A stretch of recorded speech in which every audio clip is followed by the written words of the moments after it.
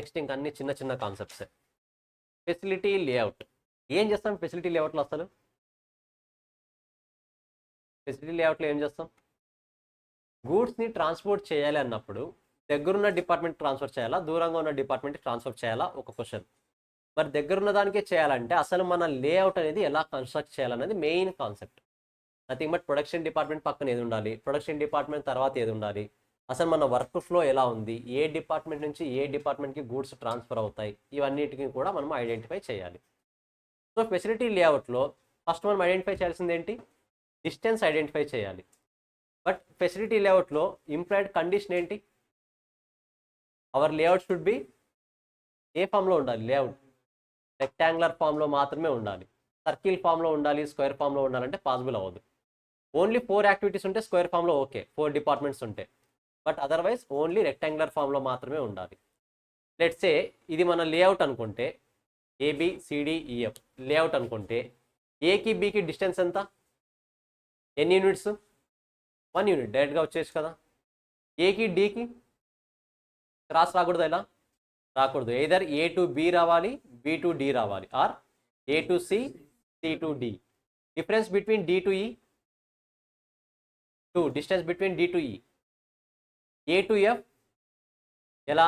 A to B, B to D, B to F, or A to C, C to E, E to F. Difference between B to E, B to E ఎలా వస్తుంది? B to D, D to F, F to E, or B to D, D to C, C to E, E to F రావచ్చా? ఎందుకు?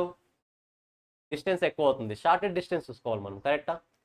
So clarity ఉంది కదా, units calculate చేయడం, distance calculate చేయడం. So ఆ డిస్టెన్స్కి just ఒక ఎగ్జాంపుల్ ఇచ్చాను, ఎంతెంత డిస్టెన్స్ అన్నది. జస్ట్ ఒకసారి తర్వాత చూసుకోండి. క్వశ్చన్ ఒకసారి చదవండి.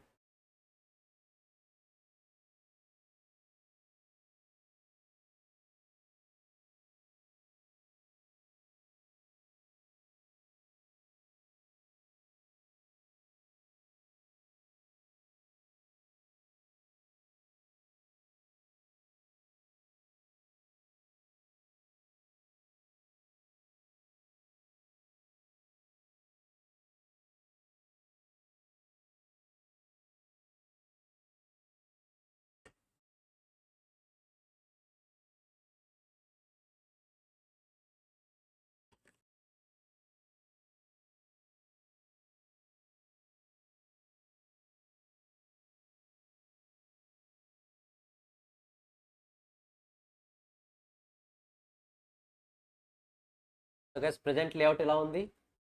ABCDEF ఉంది. ప్రెజెంట్ లేఅవుట్ ఇలా ఉంది. ఇప్పుడు ఏమడుతున్నారు క్వశ్చన్లో? సిని ఎఫ్ని చేంజ్ చేద్దాం అనుకుంటున్నారు. అంటే C ప్లేస్లో ఎఫ్ని, F ప్లేస్లో Cని ఇంటర్చేంజ్ చేద్దాం అనుకుంటున్నారు. ఇలా ఇంటర్చేంజ్ చేయడం వల్ల మనకు ప్రాఫిటా, బెనిఫిటా, డిసడ్వాంటేజా అని అడుగుతున్నాడు.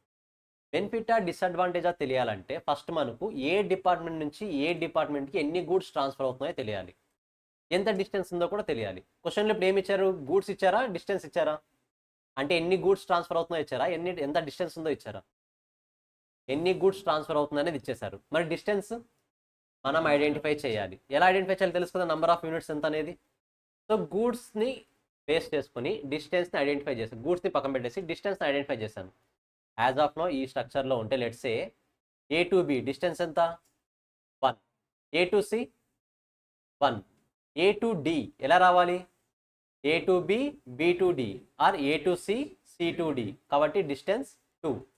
A to E, A to C, C to E 2.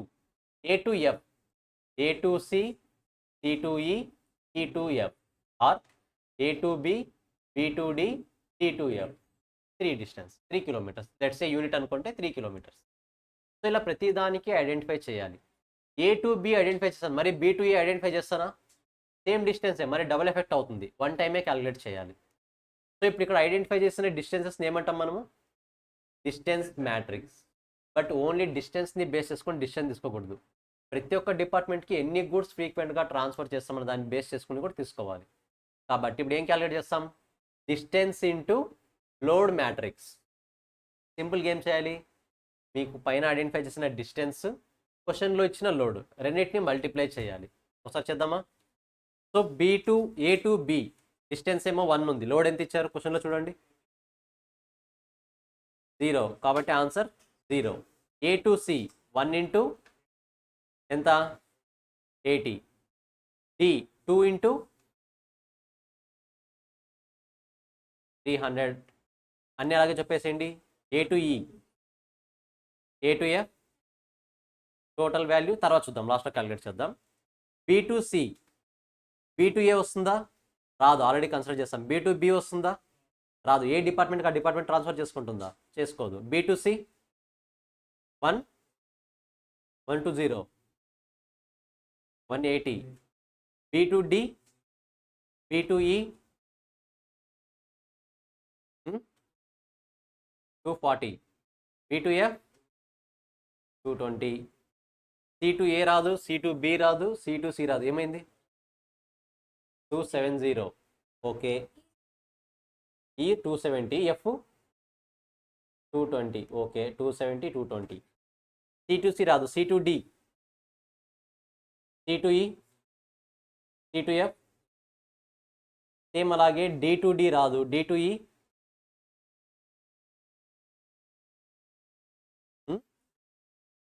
320. D to F, E to E రాదు, E to F, F to F రాదు. ఈసారి టోటల్ వాల్యూస్ చెప్పేసండి ఒకసారి.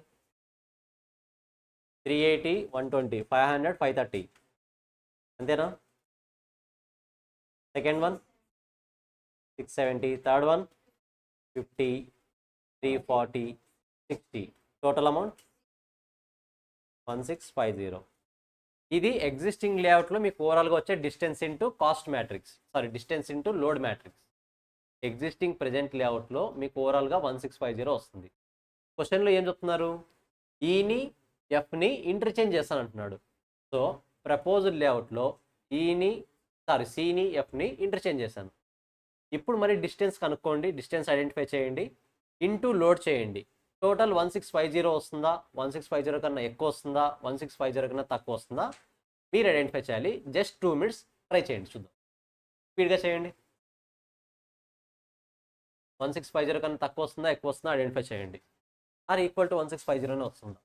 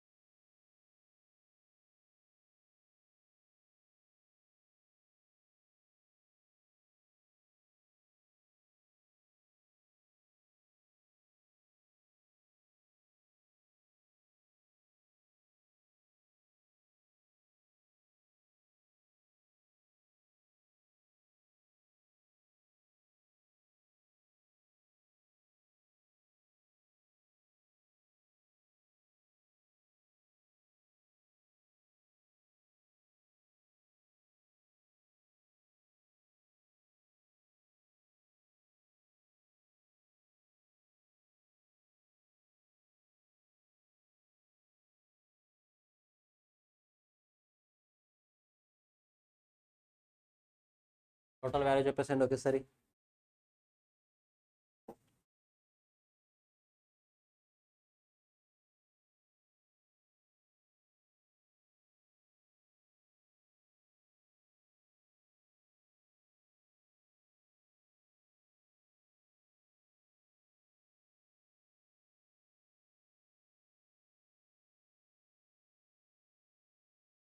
వన్ 1790.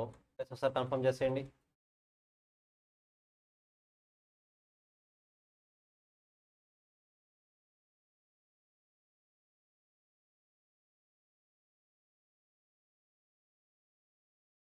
ఒకవేళ సిని ఎఫ్ని ఇంటర్చేంజ్ చేస్తే ఆ total distance into load matrix ఎంత వస్తుంది?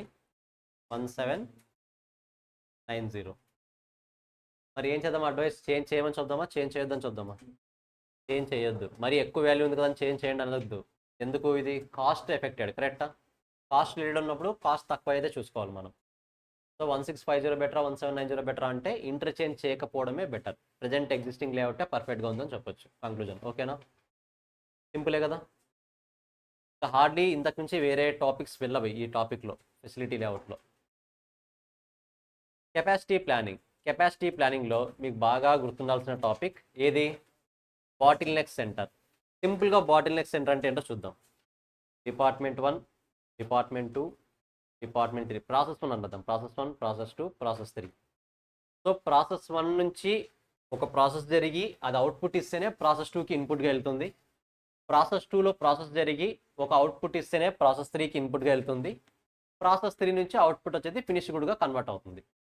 సో లెట్స్ సే ప్రాసెస్ 1 యొక్క మ్యాక్సిమం కెపాసిటీ పర్ డేకి 100 యూనిట్స్ అనుకుందాం. Process 2 120, process 3 80. 120 80 వద్దు, different values. 70 130. Process 1, process 2, process 3. So process 1లో నేను మ్యాక్సిమం 100 యూనిట్స్ వరకు ప్రాసెస్ చేయగలను. ప్రాసెస్ 2లో 70 యూనిట్స్ వరకు ప్రాసెస్ చేయగలను. ప్రాసెస్ 3లో 130 యూనిట్స్ ప్రాసెస్ చేయగలను. అంటే ప్రాసెస్ 1 నుంచి వచ్చే అవుట్పుట్టే ప్రాసెస్ 2కి ఇన్పుట్ అవుతుంది.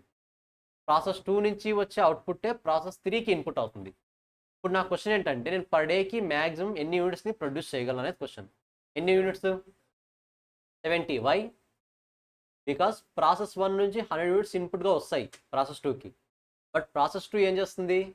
ఓన్లీ 70 మాత్రమే ప్రాసెస్ బికి పంపిస్తుంది, ప్రాసెస్ 3కి. అప్పుడు ప్రాసెస్ 3 కూడా ఎన్ని యూనిట్స్ మాత్రమే ప్రొడ్యూస్ చేస్తుంది? 70 ఓన్లీ. సో మీకు మ్యాక్సిమం ప్రొడక్షన్ మీరు ఎంతవరకు చేసే స్కోప్ ఉంది? 130 వరకు స్కోప్ ఉంది. కానీ డ్యూ టు P2 ఎన్ని యూనిట్స్ దగ్గర స్టాప్ అయిపోతున్నారు? 70 యూనిట్స్. అంటే మీ మ్యాక్సిమం ప్రొడక్షన్ చేయకుండా ఆపుతున్నది ఏది? P2. కాబట్టి process 2 will be called as bottle neck centre. చాలా సింపుల్ కాన్సెప్ట్, ఓకేనా? ప్రాసెస్ 2ని బాటిల్ నెక్ సెంటర్గా అంటాం. ఇప్పుడు క్వశ్చన్ నెంబర్ 1 చదివి ఒకసారి ఆ డేటాను బాగా అనలైజ్ చేసి మనం maximum first bottle neck centre అనేది ఏంటి ఐడెంటిఫై చేయండి. ఏలో 500 యూనిట్స్ మ్యాక్సిమం ప్రొడక్షన్ క్యాపబిలిటీ, బికి 360, సికి 340, డికి 400. బట్ యాక్చువల్ అవుట్పుట్ 300 వచ్చింది. అంటే ఏ నుంచి 500 యూనిట్స్ బికి ఇన్పుట్గా వెళ్తాయి, కరెక్టా? ఏ నుంచి 500 యూనిట్స్ బికి ఇన్పుట్గా వెళ్తాయి. బి నుంచి ఎన్ని యూనిట్స్ ఇన్పుట్గా వెళ్తాయి సికి? 360 యూనిట్స్ ఇన్పుట్గా వెళ్తాయి. కానీ సి ఎన్ని మాత్రమే ప్రొడ్యూస్ చేస్తుంది? 340 మాత్రమే ప్రొడ్యూస్ చేసి డికి 340 యూనిట్స్ పంపిస్తుంది. బి 400 యూనిట్స్ క్యాపబిలిటీ ఉన్నా సరే 340 యూనిట్స్ని ప్రాసెస్ చేసి 300 యూనిట్స్ని అవుట్పుట్గా ఇచ్చింది. నేను మ్యాక్సిమం ఎన్ని యూనిట్స్ ప్రొడ్యూస్ చేసే స్కోప్ ఉంది నాకు మొత్తం ప్రొడక్షన్ మీద? 500 యూనిట్స్ని ప్రొడ్యూస్ చేసే క్యాపబిలిటీ ఉంది నాకు. బట్ డ్యూ టు సి లో కెపాసిటీ ఉండడం వల్ల ఆటోమేటిక్గా నా ఓవరాల్ ప్రొడక్షన్ ఎక్కడితో ఆగిపోతుంది? 340 యూనిట్స్ దగ్గర ఆగిపోతుంది. అంటే మ్యాక్సిమం 340 యూనిట్స్కి మించి ప్రొడ్యూస్ చేయలేను. నేను ఆ మ్యాక్సిమం ప్రొడక్షన్ని రీచ్ అవ్వకుండా ఆపుతున్నది ఏంటి? సి. కాబట్టి బాటిల్ నెక్ సెంటర్ ఇది C. What is the system capacity? ఇప్పుడు సిస్టమ్ కెపాసిటీ అంటే ఏది? దట్ ఈస్ మ్యాక్సిమం నేను ఎంతవరకు ప్రొడ్యూస్ చేయగలను అదే సిస్టమ్ కెపాసిటీ అవుతుంది. మ్యాక్సిమం ఎంతవరకు ప్రొడ్యూస్ చేయగలను? మరి what is 500? 500 is maximum capacity. But due to some restrictions నేను ఎంతవరకు మాత్రమే ప్రొడ్యూస్ చేయగలుగుతున్నాను? 340. కాబట్టి 340 is the system capacity. What is system efficiency? Efficiency అంటే ఏంటి? నేను మ్యాక్సిమం ఎంతవరకు ప్రొడ్యూస్ చేయగలను, బట్ యాక్చువల్ కెపాసిటీ ఎంత వచ్చింది? ఈ రెండింటి మధ్య ratio nothing but actual capacity ఎంత వచ్చింది అవుట్పుట్? 300. బట్ నేను ఎంత ప్రొడ్యూస్ చేయవచ్చు? 340. గైస్ మరి 500 తీసుకోవద్దు. 500 ఇస్ ద మ్యాక్సిమం కెపాసిటీ. అన్ని కండిషన్స్ సాటిస్ఫై అయినప్పుడు 500. సో బట్ సిస్టమ్ కెపాసిటీ మాత్రమే కన్సిడర్ చేయాలి మనం. సిస్టమ్ కెపాసిటీ అంటే ఏంటి? మ్యాక్సిమం 500 ప్రొడ్యూస్ చేయగలను, బట్ నాకున్న రిస్ట్రిక్షన్స్ వల్ల 340 వరకు మాత్రమే ప్రొడ్యూస్ చేయగలను. సో ఎంత వస్తుంది? Into 100 efficiency 88.26%. Clear? Simple question. So capacity ప్లానింగ్లో మీకు బాగా గుర్తుండాల్సింది బాటిల్ నెక్ సెంటర్. గైస్ ఇందులో ఇంకో క్వశ్చన్ మిస్ అయింది, indifference point. What is the formula for indifference point? Change in fixed cost divide by change in variable cost per unit. Let's say అది 100 units వచ్చింది అనుకుందాం. దాని మీనింగ్ ఏంటి? మీరు 100 units దగ్గర మిషన్ ఏ అయినా యూస్ చేయొచ్చు, మిషన్ బి అయినా యూస్ చేయొచ్చు, మీకు సేమ్ కాస్ట్ అవుతుంది. ఒకవేళ మీ ఇంటెన్షన్ 100 యూనిట్స్ కన్నా ఎక్కువ ప్రొడ్యూస్ చేయాలనుకుంటే ఏ మిషన్ని సెలెక్ట్ చేసుకోవాలి? Less variable cost per unit ఏదైతే ఉందో దాన్ని సెలెక్ట్ చేసుకోవాలి. ఒకవేళ మీ ఇంటెన్షన్ లెస్ దాన్ 100 యూనిట్స్ని ప్రొడ్యూస్ చేయాలనుకుంటే లోయర్ ఫిక్స్డ్ కాస్ట్ ఏది ఉందో ఆ మిషన్ని సెలెక్ట్ చేసుకోవాలి. గుర్తుంది కదా కాన్సెప్ట్ మొత్తం? So that is indifference point. సరే, క్వశ్చన్ నెంబర్ 2 ఒకసారి చూడండి త్వరగా ఏం అడుగుతున్నాడు.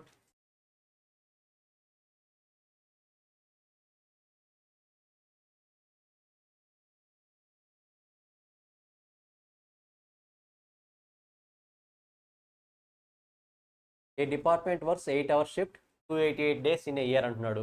ప్రోడక్ట్ ఏ ఉంది, బి ఉంది, సి ఉంది. డిఫరెంట్ ప్రోడక్ట్స్కి డిఫరెంట్ డిమాండ్స్ ఎంత ఉందో ఇచ్చారు. ఒక్కొక్క యూనిట్ని ప్రాసెస్ చేయడానికి ఎంత టైం పడుతుందో కూడా ఇచ్చేసాడు క్వశ్చన్లో. అంటే ప్రోడక్ట్ ఏని ప్రాసెస్ చేయాలంటే అట్లీస్ట్ 5 hours కావాలి, బికి 4 hours, సికి 6 hours. అలా ఎన్ని యూనిట్స్ ప్రొడ్యూస్ చేస్తున్నారు? 325, 450, 550 యూనిట్స్ ప్రొడ్యూస్ చేస్తారు. Calculate the time needed in hours to produce ABC. Guys A ఎన్ని యూనిట్స్ కావాలి మనకు? 325. ఒక్కొక్క యూనిట్ ప్రొడ్యూస్ చేయాలంటే ఎంత టైం కావాలి? కాబట్టి సింపుల్గా ఈ రెండింటిని మల్టిప్లై చేస్తే టైం రిక్వైర్డ్ ఫర్ ప్రోడక్టే వచ్చేస్తుంది కదా. సో 325 × 5 16. బికి 450 యూనిట్స్ కావాలి, ఈచ్ యూనిట్కి 4 hours కావాలి. ఎంత వస్తుంది? 1800. సికి 550 × 6 3300. సో మనకి ఏమడుతున్నారు క్వశ్చన్లో? టోటల్ ప్రాసెసింగ్ టైం అంటున్నాడు కాబట్టి ఇండివిజువల్ యాడ్ చేసి టోటల్ రిక్వైర్డ్ టైం ఎంత చూడండి, 6725. సో ఓవరాల్గా ఏబీసీని ప్రొడ్యూస్ చేయాలంటే నాకు 6725 hours కావాలి. రిక్వైర్మెంట్ బి ఏమడుతున్నాడు? Annual production capacity of 1 machine in standard hours. 1 machine in standard hours. First standard hours ఎన్ని ఉన్నాయో తెలియాలి మనకు. పర్ డే ఎన్ని అవర్స్ మనకు? 8 hours. అలా ఎన్ని డేస్ వర్క్ చేస్తున్నాము? సో 8 × 288 వేస్తే టోటల్ మనకు ఎన్ని స్టాండర్డ్ అవర్స్ ఉన్నాయో తెలుస్తుంది. ఎన్ని అవర్స్ ఉంది? 2304. అంటే ఓవరాల్గా నా దగ్గర 2304 hours స్టాండర్డ్ అవర్స్ అవైలబిలిటీ ఉంది. బట్ ఏని, బీని, సిని ప్రొడ్యూస్ చేయాలంటే నాకు 6725 hours కావాలి. క్వశ్చన్ నెంబర్ 3లో ఏమడుతున్నాడు ఇప్పుడు? ప్రజెంట్ కండిషన్స్ని బేస్ చేసుకుని మీకు టోటల్గా ఎన్ని మిషన్స్ కావాలని అడుగుతున్నాడు. నాకు టోటల్గా కావాల్సిన హవర్స్ ఎన్ని? 6725. నేను నా ప్రజెంట్ దాంతో ఎన్ని అవర్స్ యూస్ చేసుకోగలను? 2304. అంటే 6275 డివైడ్ బై 2304 వేస్తే నాకు నెంబర్ ఆఫ్ మిషన్స్ వచ్చేస్తుంది కదా. ఎంత వస్తుంది? 2. Approximately equal to 3 missions. So మన కెపాసిటీ ప్లానింగ్లో మ్యాక్సిమం ఈ క్వశ్చన్స్ అడుగుతాడు. నంబర్ ఆఫ్ మిషన్స్ రిక్వైర్మెంట్ ఎన్ని అనేది. మీరు మన మెయిన్ మెటీరియల్లో చూసినా సరే ఎక్కువగా వీటి మీద క్వశ్చన్స్ ఉంటాయి. నంబర్ ఆఫ్ మిషన్స్ ఎన్ని కావాలన్నది అరౌండ్ 2-3 క్వశ్చన్స్ ఉన్నాయి కదా వాటి మీదే. సో వీటి మీద ఎక్కువ కాన్సన్ట్రేషన్ చేయండి. Total machine hours required divided by number of machine hours available. ఈ రెండింటిని డివైడ్ బై చేస్తే మనకు టోటల్గా మిషన్స్ ఎన్ని కావాలో వస్తుంది. క్లియర్?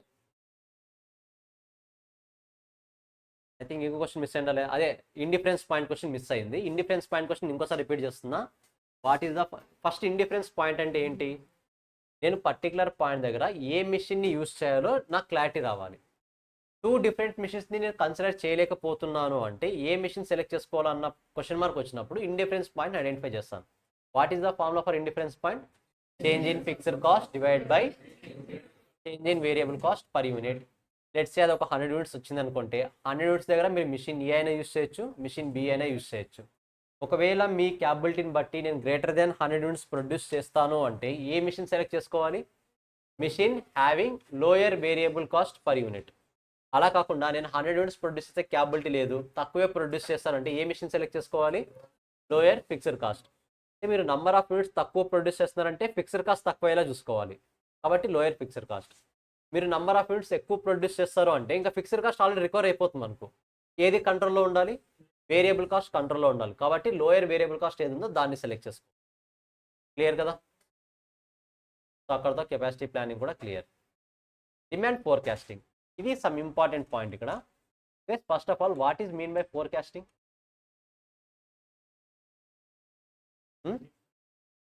ప్రిడిక్షన్, ఇంకా ఇంకేమనొచ్చు నేమ్స్?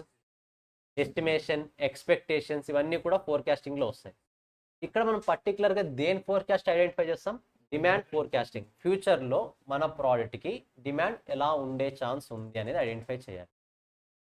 ప్లస్ నాకు ఎందుకో ఇది ఈజీగానే అర్థమవుతుంది కానీ సింపుల్ క్వశ్చన్ ఒకసారి ఇండిఫరెన్స్ పాయింట్ మీద చేద్దాం, ఎందుకైనా మంచిది.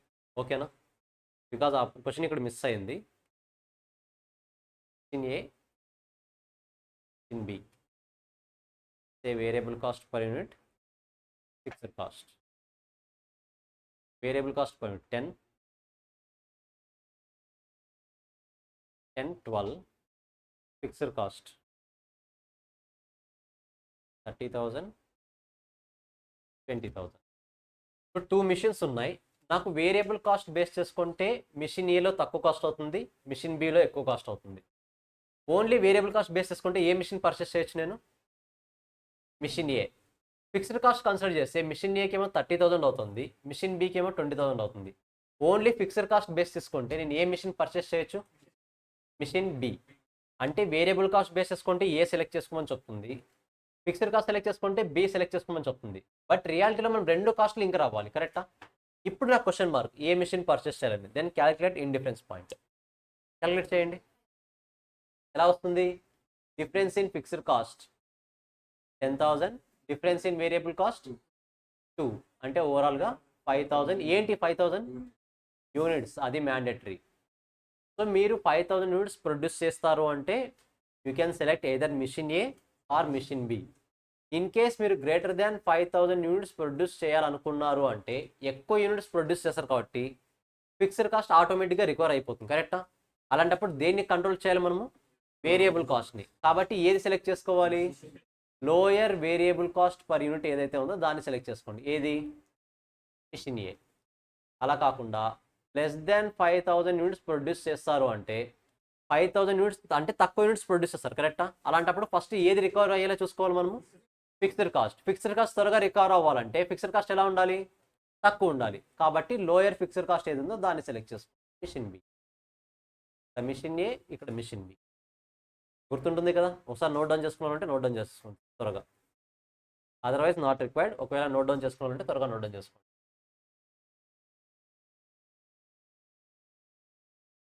ఇంక ఇండిఫరెన్స్ పాయింట్ చాలా ప్లేసెస్లో వస్తుంది కదా.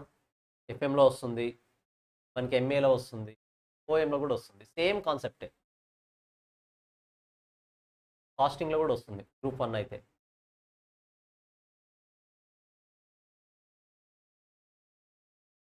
డన్. సరే, డిమాండ్ ఫోర్కాస్టింగ్ సింపుల్గా చెప్పాలంటే ఒక స్టాట్స్ కాన్సెప్ట్ అని చెప్పాము ఇది. సో డిమాండ్ ఫోర్కాస్టింగ్లో 3 రేంజెస్ ఉంటాయి: short term, medium term, long term forecasting. నార్మల్గా షార్ట్ టర్మ్ ఫోర్కాస్టింగ్ అంటే ఎన్ని మంత్స్ ఉంటుంది? 1 week to 2 weeks or couple of months, అంటే చాలా షార్టెస్ట్ పీరియడ్. అదే మీడియం టర్మ్ అయితే ఫోర్కాస్టింగ్ ఎలా ఉంటుంది? 3 మంత్స్ టు 6 మంత్స్, అంటే next 3 months to 6 months forecasting మనం చేయాలి. లాంగ్ టర్మ్ అయితే from 1 year to any period. Long term అంటున్నాడు కాబట్టి డెఫినెట్గా గ్రేటర్ దాన్ 1 ఇయరే ఉంటుంది, లెస్ దాన్ 1 ఇయర్ ఉండదు. లెట్స్ సే ఇప్పుడు 3 to 6 మంత్స్ ఇక్కడ ఉంది కదా, 6 to 12 మంత్స్ ఏ కేటగిరీలో వస్తుంది? 6 to 12 మంత్స్ అంటే నేను ఫోర్కాస్టింగ్ 6 మంత్స్ నుంచి 12 మంత్స్కి చేస్తున్నాను. ఏ కేటగిరీలో వస్తుంది అది?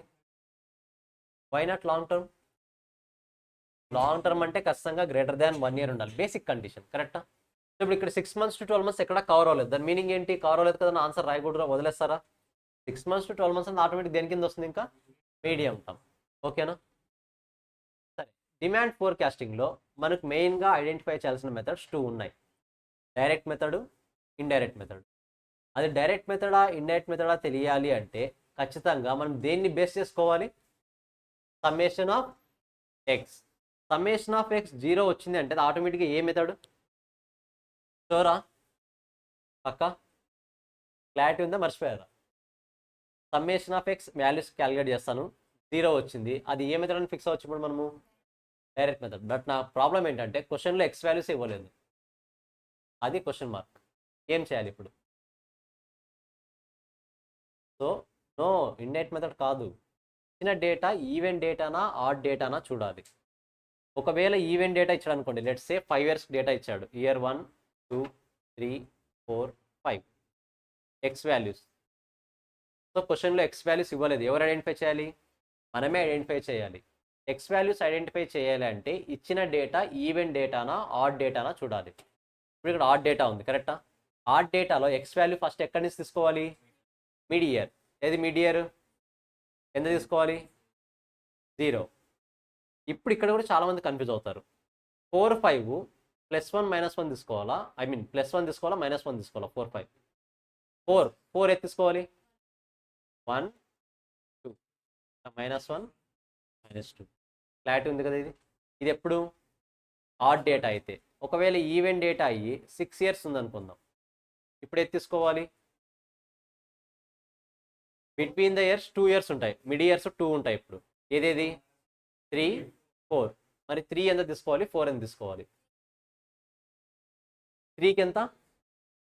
-1. 4కి రెండింటిని కంబైన్ చేస్తే ఏమవుతుంది ఇప్పుడు? 0. సేమ్ వాల్యూసే వస్తాయి మరి, కరెక్టా?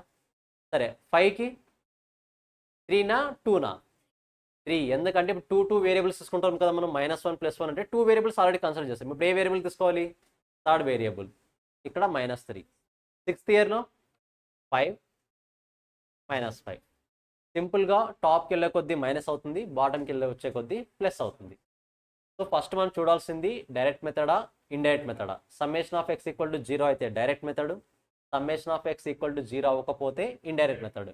మరి ఆ డైరెక్ట్ మెథడ్లో కూడా మరి 2 కేటగిరీస్. ఎక్స్ వాల్యూస్ మనకి క్వశ్చన్లో ఇచ్చిండొచ్చు, ఇచ్చిండకపోవచ్చు. ఇస్తే సేమ్ వాల్యూస్ తీసుకుంటాం. సమ్మేషన్ ఆఫ్ x 0 చేస్తాము. 0 అయితే డైరెక్ట్ మెథడ్, అవ్వకపోతే ఇండైరెక్ట్ మెథడ్. ఇవ్వని పొజిషన్లో అది ఈవెన్ డేటానా ఆడ్ డేటానా చూడాలి. ఈవెన్ డేటా అయితే ఖచ్చితంగా మిడ్ 2 ఇయర్స్ని జీరోస్ చేయాలి. ఎలా జీరో చేస్తాము? -1 +1 తీసుకొని. ఒకవేళ ఆడ్ డేటా అయితే సింపుల్గా మిడ్ ఇయర్ని జీరో చేస్తాం. కాన్సెప్ట్ క్లియర్ కదా? ఏం డౌట్ లేదు కదా ఇక్కడ వరకు? సో ఒకవేళ డైరెక్ట్ మెథడ్ అయితే there are 2 formulas to calculate A and B. ఏని బిని క్యాలిక్యులేట్ చేయాలంటే 2 ఫార్ములాస్ ఉన్నాయి. ఏ అంటే యావరేజ్, సింపుల్గా చెప్పాలంటే సమ్మేషన్ ఆఫ్ y / n. అది బీకి అయితే summation of xy / summation of x². ఖచ్చితంగా ఫార్ములాస్ గుర్తుండాలి, ఖచ్చితంగా గుర్తుండాలి. ఓకేనా? What is the universal equation that we use in demand forecasting? y = ఎందుకు x = a + by యూజ్ చేయకూడదా? చేయొచ్చు, ఏం కాదు. ఓకేనా? అల్టిమేట్గా మనం ఐడెంటిఫై చేస్తున్నది ఏంటి ఇక్కడ? ఏబి. సో ఎలాంటి ఇష్యూ లేదు. కాకపోతే మీరు ఈ ఫార్ములా యూజ్ చేయాలంటే అజంప్షన్స్ అన్ని రివర్స్ అవుతాయి. ఇప్పుడు డైరెక్ట్ మెథడా ఇండైరెక్ట్ మెథడా ఐడెంటిఫై చేయాలంటే సమ్మేషన్ ఆఫ్ y ఈక్వల్ అవుతుందో లేదో చూసుకోవాలి, సమ్మేషన్ ఆఫ్ y = 0 అవుతుందో చూసుకోవాలి. కాబట్టి అనవసరంగా కన్ఫ్యూజ్ అయ్యి ఈ ఫార్ములాకి వెళ్ళొద్దు. Only y = a + bx. ఈ ఫార్ములా చూసుకోండి. ఏదైతే మల్టిప్లైలో ఉంటుందో ఆ ఫ్యాక్టరు సమ్మేషన్ ఆఫ్ x = 0 అయ్యేలా చూసుకోండి. ఓకేనా? ఒకవేళ ఈ ఫార్ములా యూస్ చేస్తే ఏది యూస్ చేయాలి? మల్టిప్లికేషన్ ఏది ఉంది? ఇప్పుడు y ఉంది కాబట్టి ఇప్పుడు సమ్మేషన్ ఆఫ్ y = 0 అవ్వాలి. అలా ప్లాన్ చేసుకోవాలి. ఓకేనా? సో ఈ ఫార్ములా అనవసరంగా యూస్ చేయొద్దు, ఇది యూస్ చేయండి, సింపుల్గా ఉంటుంది. So y = a + bxలో y values తెలుస్తాయి, x వాల్యూస్ తెలుస్తాయి. ఏబి వాల్యూస్ మనం ఐడెంటిఫై చేస్తాం. ఏ మెథడు? డైరెక్ట్ మెథడ్లో. ఇండైరెక్ట్ మెథడ్లో కూడా ఏబిని ఐడెంటిఫై చేసేది, కాకపోతే 2 డిఫరెంట్ ఫార్ములాస్ యూస్ చేస్తాం. Summation of y = an + b × summation of x, summation of xy = a × summation of x, b × summation of x². అంటే ఫార్ములాని బట్టి మీరు స్టేట్మెంట్ క్యాలిక్యులేట్ చేసుకోవాలి, స్టేట్మెంట్ డ్రా చేసుకోవాలి. ఐడియా ఉంది కదా? లెట్స్ సే నేను ఇండైరెక్ట్ మెథడ్ వచ్చింది, నాకు స్టేట్మెంట్ ఎలా డ్రా చేసుకోవాలో చెప్తారా? ఇవన్నీ అరెస్ట్ చేస్తాను. ఇండైరెక్ట్ మెథడ్ వచ్చింది, స్టేట్మెంట్ చెప్పండి నాకు ఒకసారి. బికాస్ ఫార్ములాని బేస్ చేసుకుని స్టేట్మెంట్ ఉంటుంది, స్టేట్మెంట్ బేస్ చేసుకుని ఫార్ములా కాదు. సరే స్టేట్మెంట్ చెప్పండి. ఫస్ట్ ఏం రాసుకోవాలి? X next Y next xy. సరే xy నెక్స్ట్ x² నెక్స్ట్. ఏమవసరం లేదా? సో ఎక్స్ వై ఉన్నాయి కాబట్టి సమ్మేషన్ ఆఫ్ y తెలుస్తుంది, సమ్మేషన్ ఆఫ్ x కూడా తెలుస్తుంది అవసరమైనప్పుడు, కరెక్టా? xy సమ్మేషన్ ఆఫ్ xy తెలుస్తుంది, x² యాడ్ చేస్తే సమ్మేషన్ ఆఫ్ x² తెలుస్తుంది, xy summation of xy. Simple. ఒకవేళ ఆల్మోస్ట్ ఇదైనా కూడా సేమ్ అయితే కదా వచ్చేది, ఇది కూడా సేమే వస్తుంది, ఇంకా ఎక్స్ట్రాగా ఏ అవసరం లేదు. అంతే కదా, x² మాత్రమే అవసరం అవుతుంది మనకి.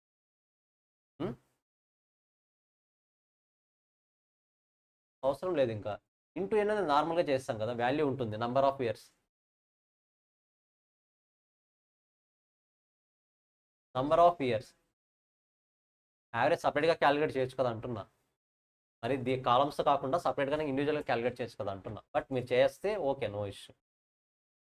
సో ఇంతే కదా, ఇంతకు మించి ఏది రాదు ఇందులో. కొరిలేషన్ ఫార్ములా ఉంటుంది, కొరిలేషన్ ఫార్ములా కూడా రాయించాను, అది ఒకసారి చూసుకుంటాను. ఓకేనా. Linear programming. లీనియర్ ప్రోగ్రామింగ్లో మీకు ఒక ఫేవరెట్ కాన్సెప్ట్ ఉంది, ఏదది? లాస్ట్లో డీల్ చేస్తాం మేము, ఓఎం లాస్ట్ క్లాస్న. సింప్లెక్స్ మెథడ్ చాలా సింపుల్గా ఉంటుంది, గుర్తుందా? నాకు తెలిసి అవుట్ ఆఫ్ 100 99.99% ఆఫ్ పీపుల్ దాన్ని స్కిప్ చేసి ఉంటారు, ఎందుకంటే అంత సింపుల్గా ఉంటుంది కాబట్టి. బట్ మీకు కనుక సఫిషియెంట్ టైం ఉంటే, ఉందని అనుకుంటున్నా, దాన్ని పాసిబుల్ అయితే రివైజ్ చేయండి. బట్ యాజ్ ఆఫ్ నో నేను ఫాస్ట్ ట్రాక్లో సింప్లెక్స్ మెథడ్ని కవర్ చేయట్లేదు. ఓకేనా. సో లీనియర్ ప్రోగ్రామింగ్, అల్టిమేట్గా లీనియర్ ప్రోగ్రామింగ్ క్లియర్గా అర్థం అవ్వాలంటే మన CMA best example. CMA problem ఒకసారి డిస్కస్ చేద్దాం. సిఎంఏని డిస్కస్ చేద్దాం. గైస్ మనకి ఎన్ని గ్రూప్స్ ఉన్నాయి టోటల్గా? గ్రూప్స్ 4 ఉన్నాయా? ఇంటర్లో గ్రూప్స్ ఎన్ని ఉన్నాయి? ఈచ్ గ్రూప్లో ఎన్ని పేపర్స్ ఉన్నాయి? 4 పేపర్స్ ఉన్నాయి. మరి గ్రూప్ 1 ఇప్పుడు గ్రూప్ 2 రాస్తున్నాం కాబట్టి గ్రూప్ 2 క్వాలిఫై అవ్వాలంటే కండిషన్ ఏంటి? ఫస్ట్ కండిషన్ ఏంటి? ఈచ్ పేపర్లో greater than or equal to 40 రావాలి. సెకండ్ కండిషన్ ఏంటి? ఓవరాల్గా 200 కన్నా ఎక్కువ రావాలి. అంటే ఇప్పుడు మీ కండిషన్స్ని మనం ఏం చేయాలి? ఈక్వేషన్లోకి కన్వర్ట్ చేయాలి. ఎలా కన్వర్ట్ చేస్తాం? Let's say P9, P10, P11, P12 4 papers ఉన్నాయి మనకి, కరెక్టా? సరే కండిషన్స్ చెప్పండి చూద్దాం ఇప్పుడు ఎలా వస్తాయి. P9, P10, P11, P12 ఇవి ఖచ్చితంగా ఏమవ్వాలి? Greater than or equal to 40 రావాలి. మనం కమా పెడతామంటే దాని మీనింగ్ ఏంటి? That condition will applicable to individual points, కరెక్టా? అంటే P9కి, P10కి, P11కి, P12కి సపరేట్గా కనెక్ట్ అవుతుంది. ఖచ్చితంగా గ్రేటర్ దాన్ ఈక్వల్ టు 40 రావాలి. దీని తర్వాత ఇది ఒక కండిషన్ వస్తే పాస్ అయినట్టేనా? ఖచ్చితంగా ఏం రావాలి నెక్స్ట్? అగ్రిగేట్ 200 కన్నా ఎక్కువ రావాలి. మరి కండిషన్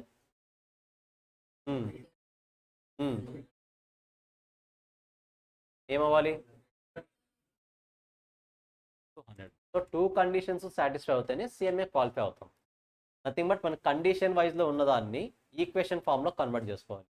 నార్మల్గా మనం ఎక్సెల్లో యూస్ చేస్తాం. ఇప్పుడు నార్మల్గా మీకు రిపోర్ట్స్ వస్తాయి కదా, ప్రతి ఒక్క పర్సన్కి రిజల్ట్స్ వచ్చిన తర్వాత ఒక్కొక్కరిది క్యాలిక్యులేట్ చేసి పెట్టరు అక్కడ. ఆటోమేటిక్గా ఎక్సెల్లో ఒక ఫార్మాట్ని రెడీ చేసుకుంటారు.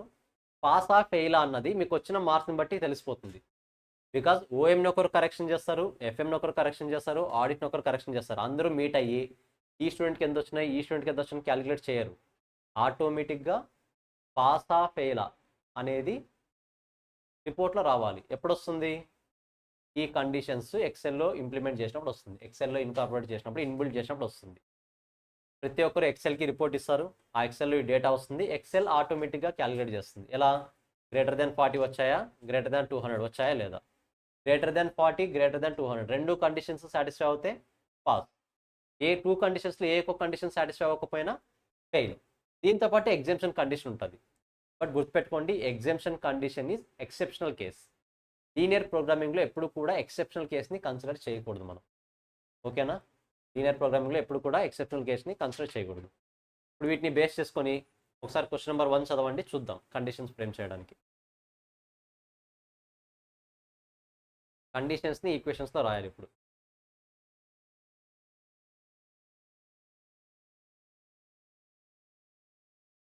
జస్ట్ క్వశ్చన్ నెంబర్ 1 చదవండి ఒకసారి.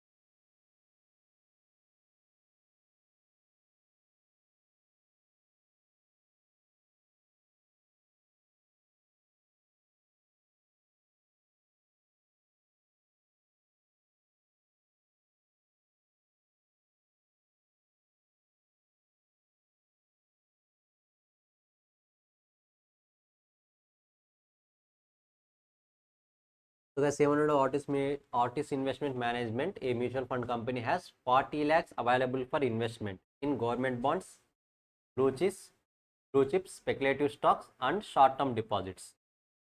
The annual expected return and risk factor are given below. నార్మల్గా మన దగ్గర ఈ 4 types ఆఫ్ స్టాక్స్లో ఇన్వెస్ట్ చేయడానికి ఎంత మనీ అవైలబిలిటీ ఉంది? 40 lakhs. దాని మీనింగ్ ఏంటి? 40 lakhs కూడా ఇన్వెస్ట్ చేయాలనా? 40 lakhs వరకు ఇన్వెస్ట్ చేయొచ్చు. 40 lakhs కూడా ఖచ్చితంగా ఇన్వెస్ట్ చేయాలని రూల్ అయితే ఏమీ లేదు. అప్ టు 40 lakhs మీరు ఏ దాంట్లో ఎంతైనా అమౌంట్ పెట్టుకోవచ్చు. దానికి కూడా కండిషన్స్ ఇస్తాడు, చూద్దాం. టైప్స్ ఆఫ్ ఇన్వెస్ట్మెంట్ ఇచ్చాడు, ఈచ్ ఇన్వెస్ట్మెంట్ మీద రిటర్న్ ఎంత వస్తుందో ఇచ్చాడు, ఇన్వెస్ట్ చేస్తే రిస్క్ ఫ్యాక్టర్ ఎంత ఉందో కూడా ఇచ్చేశాడు. Condition number 1, the company is required to keep at least 5 lakhs in short term deposits. Short term డిపాజిట్లో అట్లీస్ట్ 5 lakhs పెట్టాలి.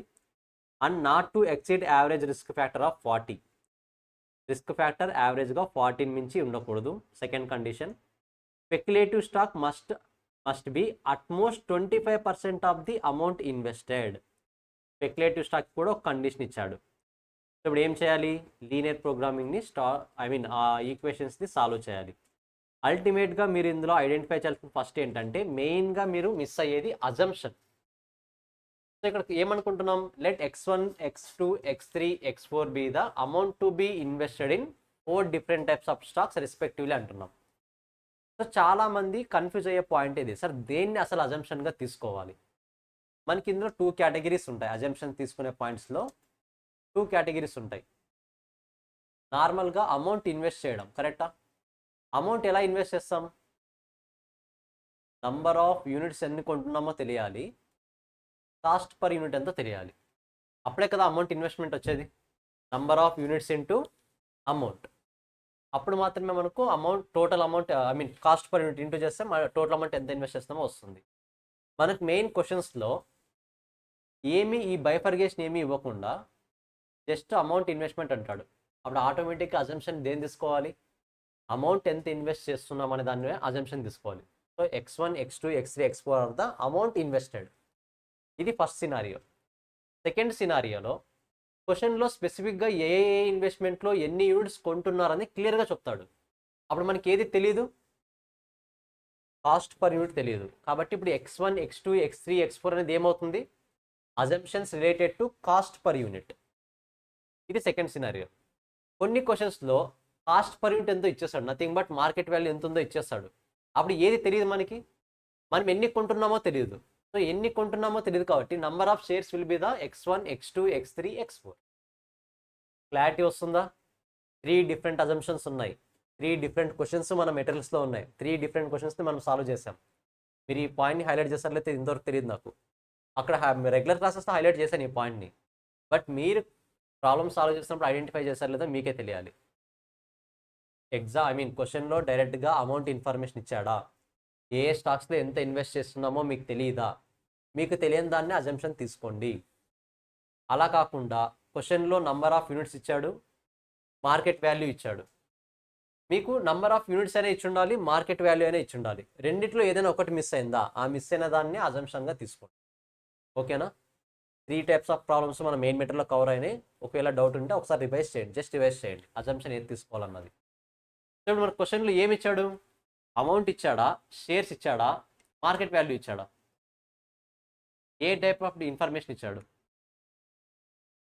అమౌంట్ మాత్రమే ఇచ్చాడు. కాబట్టి ఇప్పుడు అజంప్షన్ దేనికి తీసుకోవాలి? అమౌంట్కి మాత్రమే తీసుకోవాలి. కాబట్టి let x1, x2, x3 are the amount to be invested అని అజంప్షన్ తీసుకోండి. ఒకవేళ ఈ క్వశ్చన్లో నంబర్ ఆఫ్ మార్కెట్ వాల్యూ కనుక ఇచ్చిందంటే, మార్కెట్ వాల్యూ పర్ షేర్ ఇచ్చిందంటే దేనికి అజంప్షన్ తీసుకునేవాడిని? నంబర్ ఆఫ్ షేర్స్కి అజంప్షన్ తీసుకునేవాడిని, కరెక్టా? బికాజ్ నంబర్ ఆఫ్ షేర్స్ ఎన్నో నాకు తెలియదు కదా. నంబర్ ఆఫ్ యూనిట్స్ తెలుసు, మార్కెట్ వాల్యూ పర్ షేర్ తెలుసు, బట్ ఎన్ని షేర్స్లో ఇన్వెస్ట్ చేస్తున్నానో నాకు తెలియదు. కాబట్టి నంబర్ ఆఫ్ షేర్స్ని అజంప్షన్ తీసుకుంటా. ఈ క్వశ్చన్లో చూడండి, నంబర్ ఆఫ్ షేర్స్ ఇవ్వలేదు, మార్కెట్ వాల్యూ ఇవ్వలేదు, అంటే అల్టిమేట్గా దేని గురించి మాట్లాడట్లేదు. అప్పుడు అజంప్షన్ దేనికి తీసుకోవాలి? నేను అమౌంట్కి తీసుకోవాలి. క్లారిటీ వస్తుందా? సింపుల్. ఈ రెండింటి గురించి మాట్లాడట్లేదు అంటే అమౌంట్ని అజంప్షన్ తీసుకోండి. అమౌంట్ గురించి కాకుండా ఈ 2 ఫ్యాక్టర్లు ఏదో ఒక ఫ్యాక్టర్ గురించి మాట్లాడుతున్నాడు అంటే రిమైనింగ్ ఫ్యాక్టర్ని అజంప్షన్గా తీసుకోండి. Is it clear? So so చాలా క్వశ్చన్స్ అలాగే ఉంటాయి మనకు. సో అల్టిమేట్గా ఆబ్జెక్టివ్ ఫంక్షన్ ఏంటి, మనకు వచ్చే రిటర్న్స్ని మ్యాక్సిమైజ్ చేయాలి.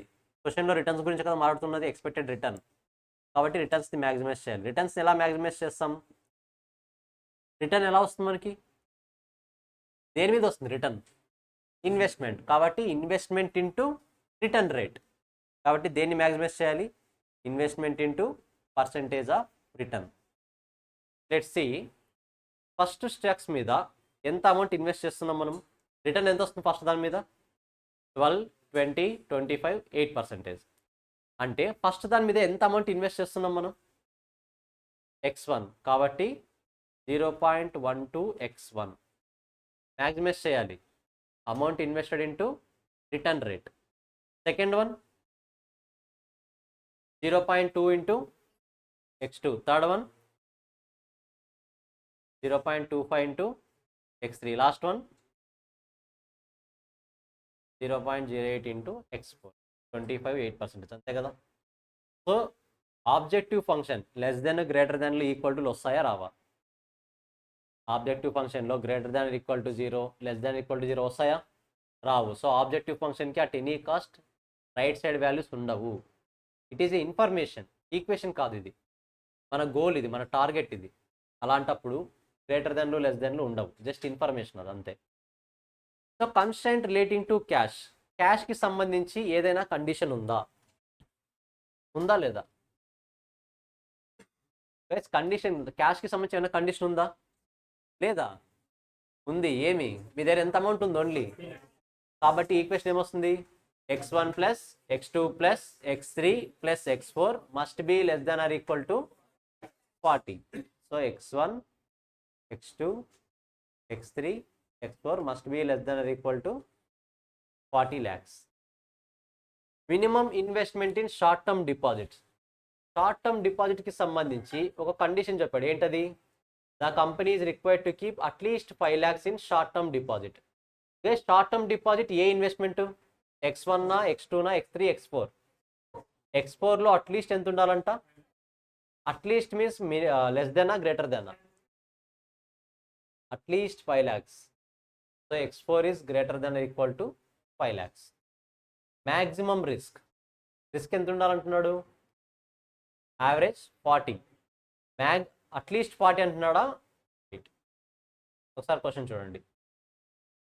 Do not exceed the average factor of 40, do not exceed 40 అంటున్నాడు అంటే గ్రేటర్ దెన్ వస్తుందా లెస్ దెన్ వస్తుందా, less than or equal to 40.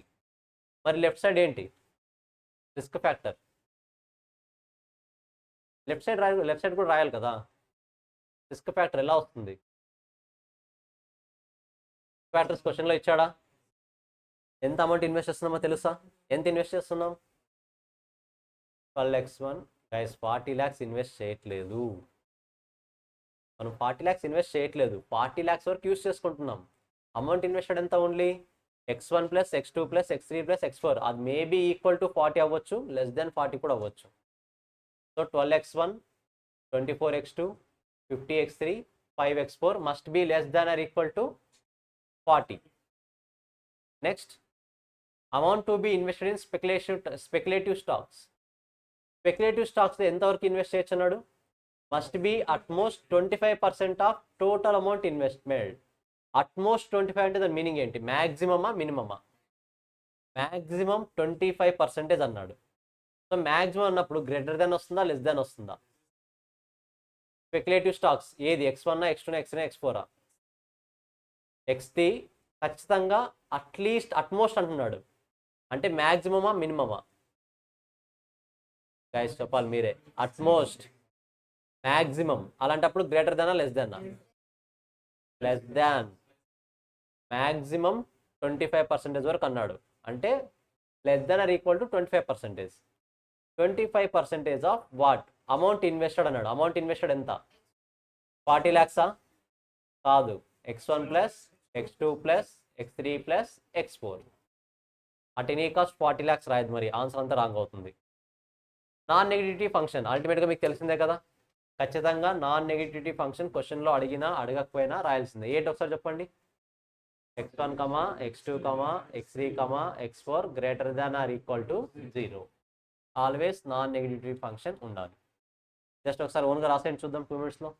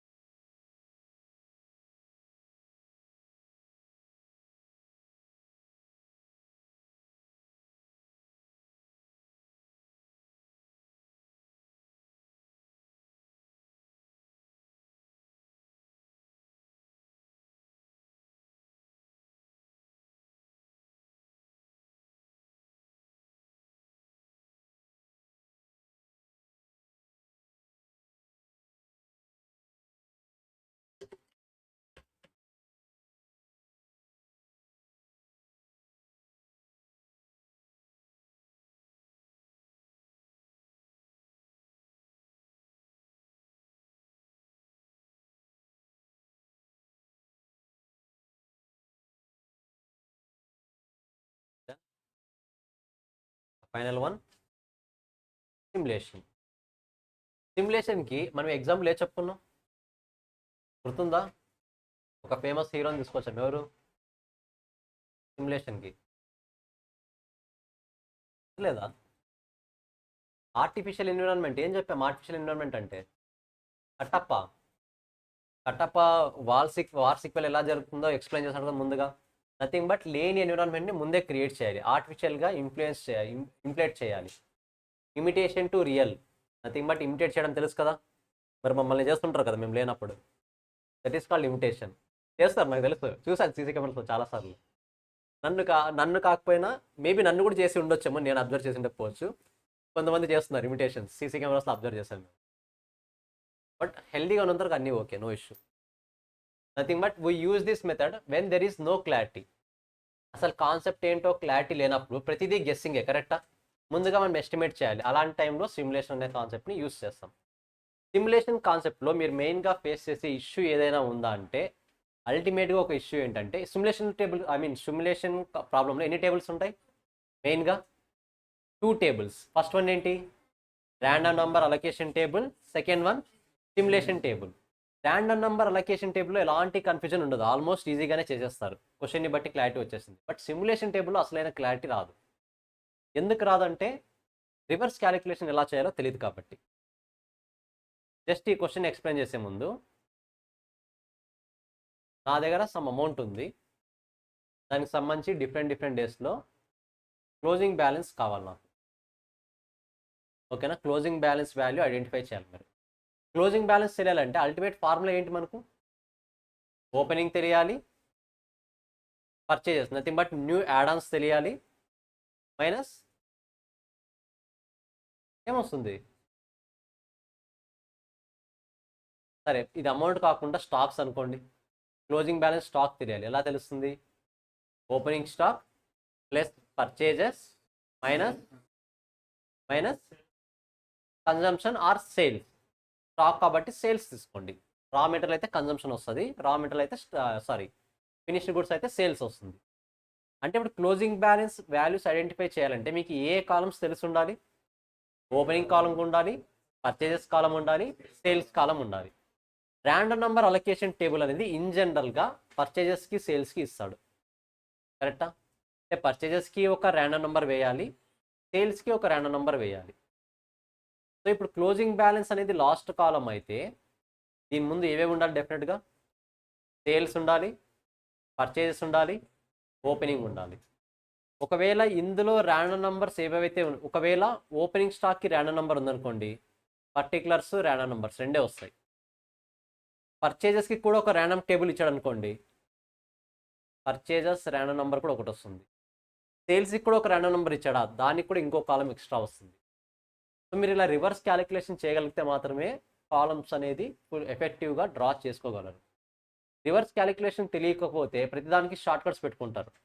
Closing stock కావాలంటే ఇన్ని కాలమ్స్ ఉండాలి, ఇంకొకటి ఏది, మనము ఈ చైర్స్కి సంబంధించి చేస్తాం కదా, ఐడియల్ టైం తెలుసుకోవాలంటే దీనికి ఇన్ని కాలమ్స్ ఉండాలి. షార్ట్ కట్స్ గుర్తు పెట్టుకుంటారు, ఎగ్జామ్లో 100% వర్కౌట్ అవ్వదు అది, అన్లెస్ సేమ్ క్వశ్చన్ రిపీట్ అయితే తప్ప. సేమ్ క్వశ్చన్ రిపీట్ అయితే మీ షార్ట్ కట్స్ వర్కౌట్ అవుతాయి.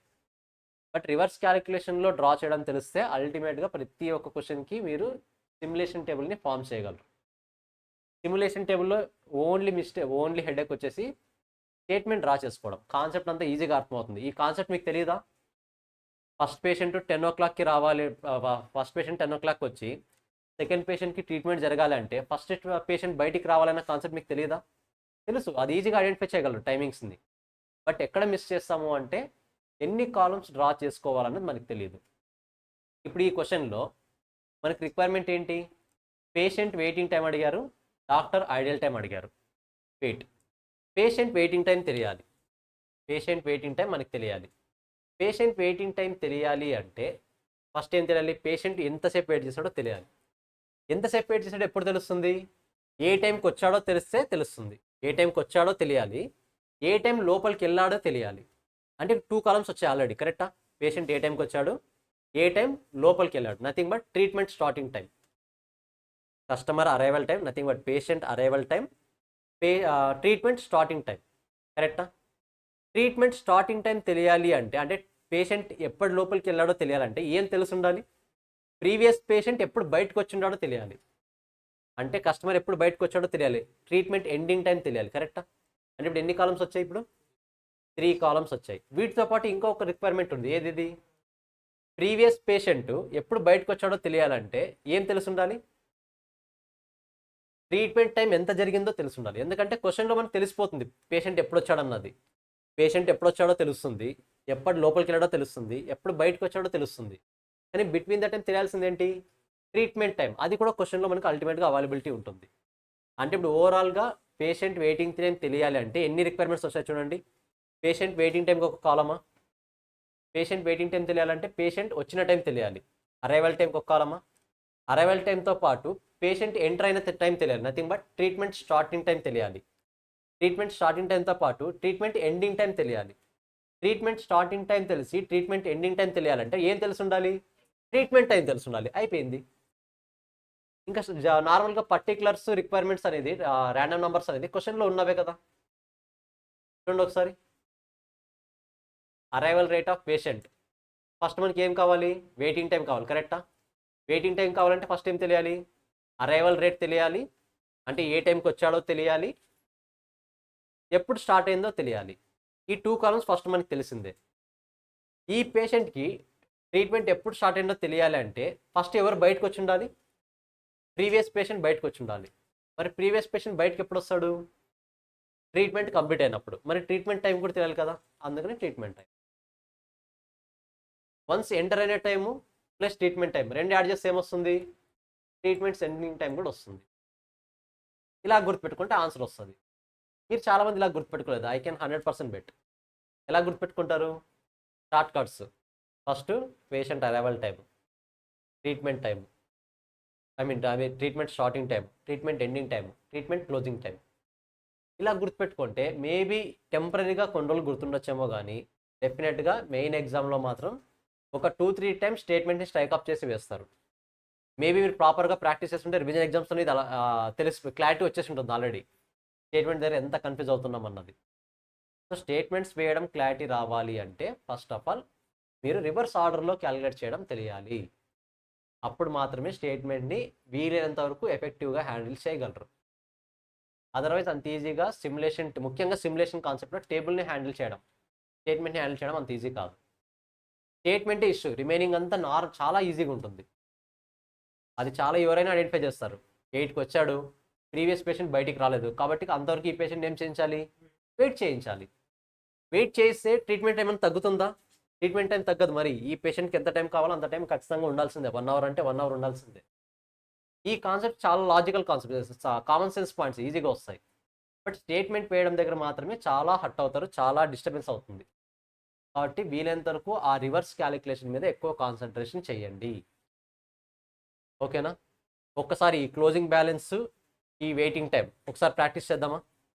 క్లోజింగ్ బ్యాలెన్స్, వెయిటింగ్ టైం రెండు కూడా ఒకసారి ప్రాక్టీస్ చేద్దాం. ఒకసారి మీరే చెప్పండి.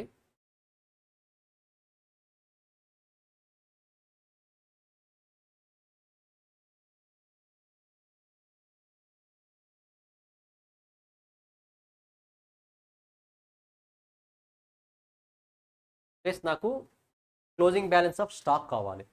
ఓకేనా? అల్టిమేట్గా లాస్ట్ కాలం అది క్లోజింగ్ బ్యాలెన్స్ లాస్ట్ కాలం. క్లోజింగ్ బ్యాలెన్స్ కావాలంటే డెఫినెట్గా నాకు ఏమేమి తెలిసి ఉండాలి? ఓపెనింగ్ స్టాక్ తెలిసి ఉండాలి, పర్చేజెస్ తెలిసి ఉండాలి, సేల్స్ తెలిసి ఉండాలి. లెట్స్ సే సేల్స్ రాసుకుంటా, పర్చేజెస్ రాసుకుంటా, ఓపెనింగ్ స్టాక్ రాసుకుంటా. వీటితో పాటు మనకు ర్యాండమ్ నంబర్స్ ఉంటాయి కదా. జనరల్గా random numbers only opening stock ఇచ్చిండొచ్చు, పర్చేజెస్ సేల్స్ క్వశ్చన్లో ఇచ్చిండొచ్చు. ఆర్ ఓపెనింగ్ స్టాక్కి పర్చేజెస్కి ర్యాండమ్ నంబర్స్ ఇచ్చిండొచ్చు, సేల్స్ డైరెక్ట్గా ఇచ్చిండొచ్చు. ఇంకా క్వశ్చన్ని లెంత్ చేయాలనుకుంటే మూడింటికి కూడా ర్యాండమ్ నంబర్స్ ఇస్తాడు. అంటే మనం స్టెప్ 1లో 3 ర్యాండమ్ టేబుల్స్ వేయాలి, దానికి తగ్గట్టుగా ర్యాండమ్ నంబర్స్ ఐడెంటిఫై చేయాలి. ఫర్ ఎగ్జాంపుల్ ఓపెనింగ్ స్టాక్కి, పర్చేజెస్కి, సేల్స్కి మూడింటికి కూడా ర్యాండమ్ నంబర్స్ ప్రొవైడ్ చేశాడు అంటే ఇప్పుడు రిమైనింగ్ స్టేట్మెంట్ ఎలా వేసుకోవాలి చెప్పండి ఒకసారి. Random number for opening stock, random number for purchases, random number for sales. Random number let's say 2 ఇచ్చాడు అనుకుందాం. 2 ర్యాండమ్ నంబర్ అయితే రేంజ్లో వాల్యూ ఎంత ఉందో ఐడెంటిఫై చేస్తాం, రైట్ అవే ఇక్కడ ఫిల్ చేస్తాం random number for opening stock. పర్చేజెస్కి లెట్స్ సే 3 అనుకుందాం. 3 అయితే రేంజ్ ఎంత వస్తుందో చూస్తాం, ఆ వాల్యూ డైరెక్ట్గా పర్చేజెస్లో ఇక్కడ రాసేస్తాం.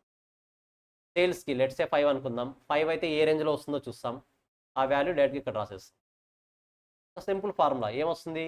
Opening stock plus purchases minus closing stock. అయిపోయింది. 1 2 3 4 5 6 7 కాలమ్స్. ఒకవేళ క్వశ్చన్లో పర్చేజెస్ డైరెక్ట్గా ఇచ్చేసాడు అనుకోండి, అప్పుడు ఏ కాలం రాదు? ర్యాండమ్ నంబర్ ఫర్ పర్చేజెస్ రాదు, అప్పుడు 6 కాలమ్సే వస్తాయి. క్లారిటీ వస్తుందా? రివర్స్ క్యాలిక్యులేషన్లో క్యాలిక్యులేట్ చేస్తే స్టేట్మెంట్ అంత కష్టం కాదు, ఈజీగానే తెలుస్తుంది. సేమ్ అలాగే దీన్ని కూడా ఒకసారి ప్రాక్టీస్ చేయండి. Treatment starting time, treatment ending time. సిమ్యులేషన్లో one of the most important question ఇది. Starting time, ending time, waiting time, doctor waiting time, ideal time. Frequent క్లాస్ఫుడ్ క్వశ్చన్, జస్ట్ నంబర్స్ చేంజ్ చేస్తాడు, చాలాసార్లు అడుగుతాడు ఈ క్వశ్చన్. సో ఇలాగే ఇంకా మనకు క్లోజింగ్ స్టాక్, ఓపెనింగ్ స్టాక్ మీద ఎక్కువ క్వశ్చన్స్ ఉన్నాయి. వీటితో పాటు మనకు సిమ్యులేషన్లో బుక్స్ది ఒక క్వశ్చన్ ఉంది, ఐడియా ఉందా? మినిమం 6 + 8 + 4 సంథింగ్ ఏదో ఉంది కదా. అది మినిమం స్టాక్ అనేది out standing plus opening stock <8 ఉంటే ఎన్ని బుక్స్ ఆర్డర్ చేయాలి, opening stock plus out standing <5 ఉంటే ఎన్ని బుక్స్ ఆర్డర్ చేయాలి, ఆ క్వశ్చన్ ఉంది కదా. ఆ క్వశ్చన్ మీద కూడా కాస్త కాన్సన్ట్రేషన్ ఎక్కువ చేయండి. క్లియర్? ఇక్కడతో OM just 1 minute. So guys ఇక్కడతో ఈరోజు సంబంధించి ఓఎం ఫాస్ట్ ట్రాక్ అనేది కంప్లీట్ అవుతుంది. మీకు ఆఫ్టర్నూన్ మరి ఏది ఉంది? ఆడిట్ ఉంది కదా, ఆడిట్ స్టార్ట్ అవుతుంది. ఓకేనా?